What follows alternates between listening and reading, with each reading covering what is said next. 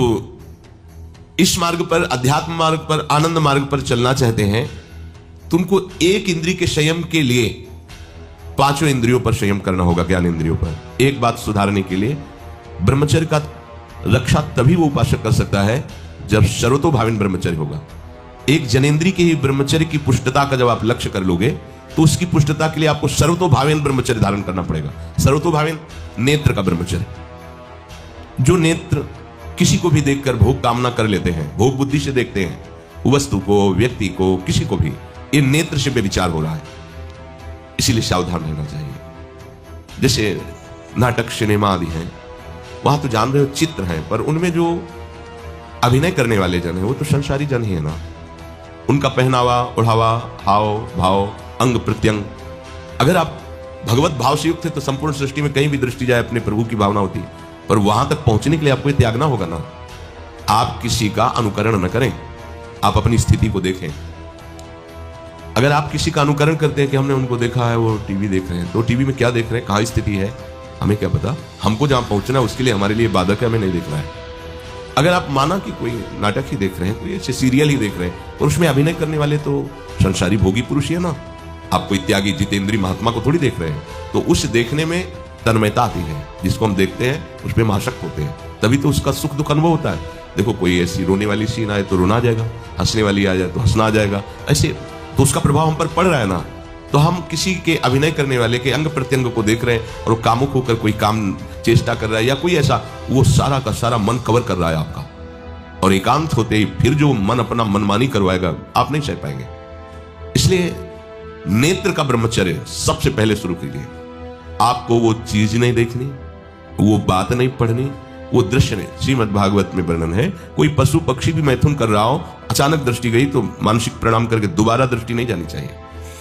इसीलिए लिखा है कि आप एक धनुष भूमि को देखकर, एक धनुष, इसमें किसी की हानि नहीं होगी, आपकी भी हानि नहीं होगी, आप एक धनुष भूमि देख करके ही चलिए। मतलब बहुत लंबी दूरी देखने की जरूरत नहीं है, बहुत दृष्टि उठा करके इधर उधर गर्दन हिलाने की जरूरत नहीं है। और जैसे कि कोई टक्कर मार सकता है, तो देखो जिनको प्रारब्धानुसार टक्कर लगनी होती है ना, वो चाहे जितनी सावधानी से चलो, वो प्रारब्ध आकर के दंड देता है। अन्यथा सीम की चाप सके को तासु बड़ रखवार रमापति जासु। आप जा रहे हो भगवत चिंतन करते हुए, तो प्रभु का नाम आपका पहरेदार अंग रक्षक है, कोई बाल भी बाका नहीं कर सकता। आपका प्रारब्ध यदि आया है, प्रभु से पास हो गया है कि आपको ये दंड मिलना चाहिए, फिर मिलेगा। आप निश्चिंत रहिए, निर्भय रहिए, प्रभु का जो विधान है वो मंगल करने वाला है। देखो इतने बड़े महापुरुष पूज्य श्री राधा बाबा श्री आद्याशक्ति भगवती की प्रसन्नता की आराधना कर रहे हैं, क्योंकि श्री कृष्ण हमारे पति हों, इस सिद्धांत की पुष्टता के लिए। और पैर फिसल जाता है, स्नान करने जाते हैं, कड़ाऊ पहने हुए थे, अंग टूट जाता है, दवा नहीं लेते, बांस की खिपचाल बांधकर पुनः अनुष्ठान में बैठते हैं। बलिहारी ऐसी सामर्थ्य की, ये भागवतिक प्रारब्ध ऐसे महापुरुषों को भी दंड दे देता है। देखो ना, ऐसे महापुरुष जो ऐसी ऊंचाई पर पहुंचे हैं और इतने भागवत भजन में नियम निष्ठ है, उनको भी प्रारब्ध दंड दे रहा है शरीर को। तो अपने को इससे निश्चिंत हो जाना है, जो होना है उसे रोक नहीं सकते, जो नहीं होना उसे कोई कर नहीं सकता। अपने आराध्य देव के चिंतन में ज्यादा नेत्रों को इधर उधर दौड़ाने की जरूरत नहीं है। नेत्र का ब्रह्मचर्य, फिर वाणी का ब्रह्मचर्य, बहुत बड़ा प्रभाव पड़ता है इससे। यदि आप जबान से अश्लील बातें, गंदी बातें, कामुक बातें करेंगे तो आप ब्रह्मचर्य रह ही नहीं सकते। अगर आप वाणी से परस्पर शरीर आकर्षण वाली बातें करेंगे, बैठ उसको देखा तुमने क्या, बस आप गए। चाहे वो स्त्री शरीरधारी साधक हो या पुरुष शरीरधारी, परस्पर आकर्षण संबंधी यदि वाणी खुली आपकी, तो वाणी के व्यभिचार से आपका जनेंद्रिय का व्यभिचार प्रारंभ हो जाएगा। आप रोक नहीं सकते, नहीं रोक सकते। इसलिए वाणी से भी कोई ऐसी वार्ता ना कीजिए जिससे आपके अंदर काम वेदना बढ़े। श्रवणेंद्रिय का, कान से गंदी बातें, व्यभिचार की बातें, कामुक बातें सुनना जिससे हमारे हृदय में कामना जग जाए, बिल्कुल नहीं। भले वो किसी को लेकर टीका टिप्पणी की जा रही हो, देखो वो साधक है, उसको हमने देखा वहां ऐसे देख रहा था, वैसे कर रहा था, वो आपको समझ में आ रहा है कि किसी साधक की बात करें, वो तुम्हारे नाश के लिए उपाय कर रहे हैं जो आपको ऐसी बात बता रहे हैं। क्यों? क्योंकि आप भी तो साधक हैं। श्रवणेंद्रिय का व्यभिचार हो रहा है। आराध्य देव के सिवा और कोई बात कान से सुनना उसे व्यभिचार कहते हैं। इसलिए महाप्रभु कहते श्रवण फूटो जो अन सुनो। ऐसा हमारा अगर कान कुछ और सुने तो फूट जाए, नेत्र कुछ और देखें तो ये नेत्र नष्ट हो जाए, वाणी कुछ और बोले तो मुख हो जाए। हमारी श्रवणेंद्रिय का व्यभिचार नहीं होना चाहिए। धर्म की बात, अपने आराध्य देव की बात, शास्त्र सम्मत बात हम श्रवण करें, अन्यथा अगर कोई ऐसा मित्र है या हमारा साथ में रहने वाला है, कोई किसी भी साधक को लेकर बात कर रहा है, तो भी हमें कान में उंगली डाले नहीं। हम कोई ईश्वर थोड़ी कि हम किसी को संभाल लेंगे, हम अपने को नहीं संभाल पा रहे, हमारे सामने किसी की बात मत करो। ऐसी करना है तो प्रभु की चर्चा करो, अन्यथा मत करो। तो अगर आप श्रवणेंद्रिय का ब्रह्मचर्य, वाकेंद्रिय का ब्रह्मचर्य, नेत्रेंद्रिय का ब्रह्मचर्य और त्वगेंद्रिय का ब्रह्मचर्य, अनावश्यक किसी को स्पर्श मत करो। परस्पर विरोधी शरीर को तो भूल कर मत करो। विरोधी शरीर जिससे हमारा पुरुष शरीर है, सामने स्त्री शरीर है, तो किसी भी तरह से सेवा के लिए संकेत करना या किसी भी सेवा के लेन देन में बचाव पक्ष में रहो। यहां रख दीजिए सामान, फिर आप उठा लीजिए। सीधे हाथ में सामान लेना नहीं, सीधे हाथ में सामान देना नहीं, जमीन में रख दीजिए। बहुत पवित्र है तो आपकी कुर्सी पे जो भी आसन उसका हाथ में लेने का नहीं। परस्पर विरोधी भाव वाले शरीरों का स्पर्श बिल्कुल निषेध है, किसी भी कारण से ना किया जाए। मान लीजिएगा ये बहुत मतलब आवश्यक है, यदि आप इसमें चूक कर गए तो धीरे धीरे आप फिसल के वहीं खड़े हो जाएंगे जहां से चढ़ना मुश्किल है।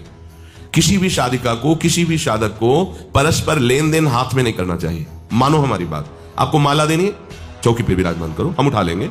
हमें कोई सामग्री, ये सामान रखिए, आप उठा लीजिएगा। कभी भी कोई भी परस्पर मुस्कुराहट, बातचीत, ऐसे कोई इशारे यदि दिखाई दे तो आप बचो और उसको बचाओ। साधक है, शादिका है, उससे गलती हो सकती है, आपसे भी गलती हो सकती है। आप सत्संग सुनते हैं, आपको लगा कि इसकी मुस्कुराहट, इसकी कुछ चेष्टा ऐसी दिखाई दे रही है जो हमारे अंदर कामुकता पैदा कर सकती है, उसको भी बचाओ और स्वयं बचो, तो भगवान आप पर प्रसन्न हो जाएंगे। वो देख रहे हैं अंदर की बात। साधक को बहुत सावधान रहने की आवश्यकता। ये इसको खिलवाड़ मत समझो, इसीलिए कह रहे हैं ये अध्यात्म है, ये परमार्थ है। आपको लगेगा नहीं कि क्या हुआ, मैं कहां भ्रष्ट हुआ, ऐसी जगह खड़े हो जाओगे कि जान भी नहीं पाओगे कि मैं कहां चढ़ रहा था, दोबारा उत्साह भी नहीं आ पाएगा। बात अच्छे से समझ लीजिए। तो हमारी त्वगेंद्री का व्यभिचार ना होने पावे, सहसा किसी का इस पर, किसी की भी अगर सेवा करने का सौभाग्य मिले, फिर उसमें ये प्रश्न नहीं होता। अगर कोई गिर रहा पड़ा है, भला ऐसी स्थिति में कि मुझे अत्यंत आवश्यक है उसे उठाना, अगर नहीं उठाते तो वो कष्ट पा रहा, अचानक कोई गिर जाए, फिर हम ये नहीं देखेंगे, फिर ये हम सूत्र नहीं स्वीकार करेंगे कि अब हम तो ब्रह्मचारी हैं, हम खड़े खड़े देख नहीं, उसको अत्यंत आवश्यकता है हमारी। अब उस समय भूल गए अपने आप को और उसको उठा करके अगर हमें अस्पताल ले जाना, अस्पताल ले जाएंगे, जरूरत है, हम उसकी सेवा करेंगे। सावधान, वो भगवत भाव से की हुई सेवा तुम्हारे अंदर आध्यात्मिक शक्ति पैदा करेगी, काम भावना नहीं पैदा करेगी। हमारी माँ बीमार हो और हमें उसे पता चला कि शौच कर दिया है, हमें शौचाना पड़े, हमें उसका मल धोना पड़े, तो क्या हमें काम जागृत हो जाएगा? क्या मेरी माँ है, हमारी बुद्धि कभी ऐसी नहीं होगी। आपका पिता है, आप लड़की हो, कोई दूसरा रह नहीं गया और वो बीमार है, आपको ऐसी क्या काम जागृत हो जाएगा? क्या अगर ऐसी सेवा में काम जागृत होता तो कोई नर्स ही अस्पताल में नहीं होती। हर सेवा उसको करनी होती है, नर्स को, चाहे वो स्त्री शरीर हो चाहे पुरुष शरीर हो। परस्पर विरोधी शरीरों की सेवा पर कहीं काम थोड़ी जागृत होता है, क्योंकि उसको अपने सेवा धर्म से मतलब है। तो ये सेवा के समय इस सूत्र को न देखा जाए, पर ध्यान रखें, अत्यंत आवश्यक जहां आपके सिवा नहीं हो सकता, वहां अगर हमें ऐसा अवसर मिलता है कि सेवा उससे हो सकती है तो हम पहले उसे प्रेरित करेंगे। और अगर ऐसा है कि अब कोई नहीं है, फिर हमारा परम धर्म जागृत हो जाता है परहित का। अगर हमारा कोई निंदा भी करे, कोई शरीर की भी हानि हो जाए, अब हम परवाह नहीं करते। परहित शरीर से धर्म नहीं भाई, इससे बड़ा कोई धर्म नहीं है। पर ध्यान रखें, भगवान को साक्षी करके ये उस समय की बात है जहां बिल्कुल कोई अब गुंजाइश नहीं रह गई है।